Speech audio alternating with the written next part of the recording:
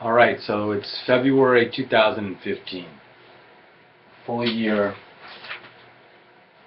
since I started this project in February of 2014. And when I started this off, I was recording videos of reading the daily meditations and then writing commentaries. I think I'm going to do both today. Next 2 weeks, I'm going to try to finish off with reading the daily meditation and then also writing some commentary. And about in June, it was when we went to Acadia, to Mount Desert Island, and we were staying in a little cabin in the woods, and there was no Wi-Fi, no possibility to record daily meditation. So at that point, I transitioned to just writing, and only writing.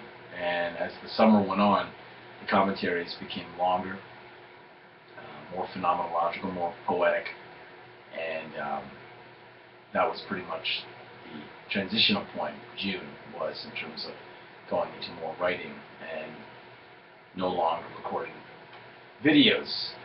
Originally, the project was just going to read and make comments on what I'd originally written, and then it evolved into something that I'm really excited about, because it's definitely left me with a lot of material to work with, and it's placed me in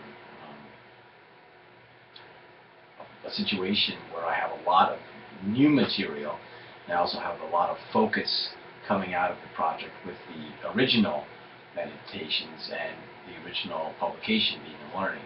And coming out of it, I not only have sort of a confidence in the form, the various forms of writing, particularly the form of the sentence, which I've been writing, distilling those sentences from the meditations, the original meditations, but also in terms of some of the major themes, concepts, ideas, and most recently, I've been taking a real stand and position on the project itself as one of first philosophy, and what distinguishes that project from other work in the field of philosophy education. So I'm going to read the meditation from this day, the 1st of February 2005, on this first day of February 2015, and then I'm going to write some commentary and also distill some sentences. So there we go. To abide in the aesthetic state is to remain open to everything and ready for anything.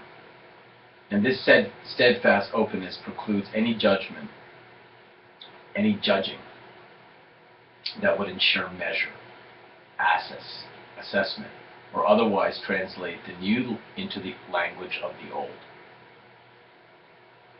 The silence is thus properly understood as the reception of learning as poetic, productive, and creative, work that is so attuned to the arrival of the new into language of the old. The silence is thus properly understood as the reception of learning as poetic, productive, and the creative that is so attuned to the arrival of the new that it becomes forgetful of the old. I had to read that a second time. What emerges from this amnesiatic state, I think I constructed that word, it was meant to be the state of amnesia. What emerges from the state of amnesia, that is to say, the state in which one is operating or thinking under the old, is nothing else than the question. For no assertion nor any judgment will be announced with the voice of the one who remains diminished into the future.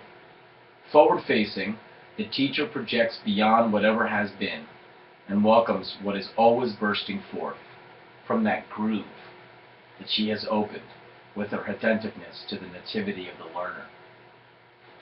Her work is the caretaker's art, the practice of ensuring the arrival of the new. She prepares this with the greeting that is announced with the question. Freedom for what? The primordial question that affirms the nativity of the learner, affirming the learner as beginner, as newcomer, as novelist, the one whose being is realized in the unfolding of initiative.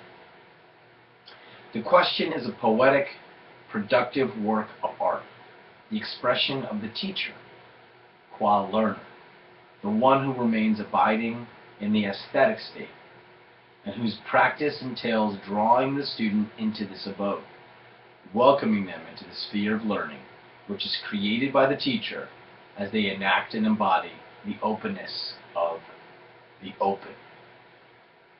The diminishment of the teacher into the mysterious agreement with being is the reception of the call to care that is taken up in the caretaking that facilitates the birth of the new.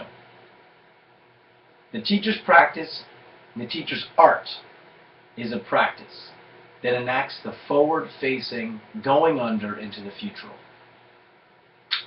As we have seen, quote, those who go under are the ones who constantly question, unquote, from Heidegger, or perhaps from Nietzsche.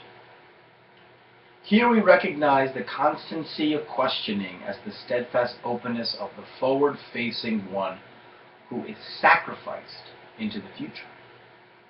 The teacher is the one who has been seized by and has been released to the future, who stands at the threshold between past, present, and future.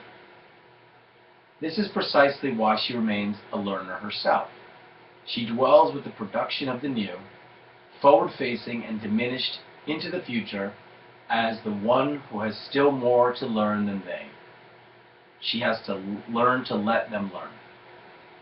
When Heidegger says the teacher must be capable of being more teachable than the apprentices, he is describing the distinct poetic work of the teacher, that while remaining a participant in the event of learning, stands out in the manner of the conductor, who, despite not playing an instrument, remains an integral member of the artistic performance.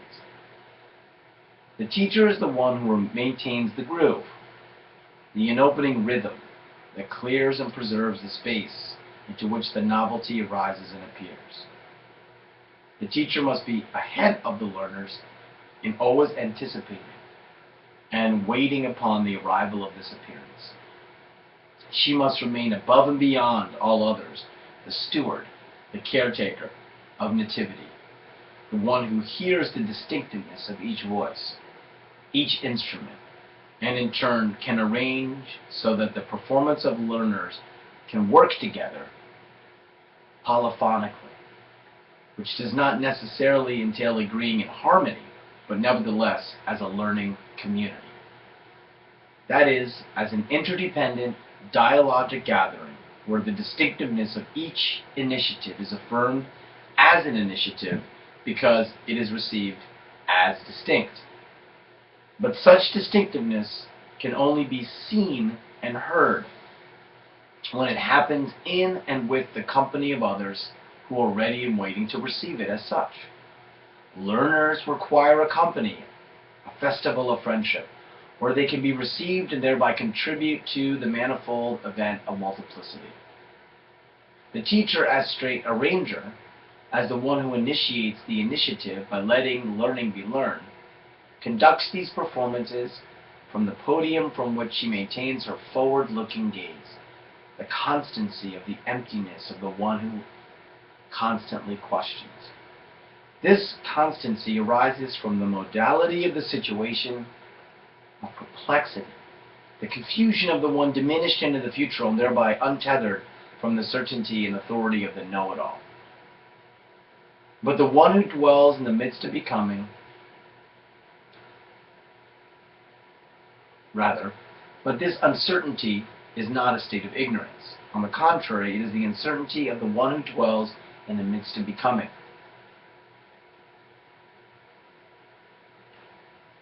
With the truth of appearance,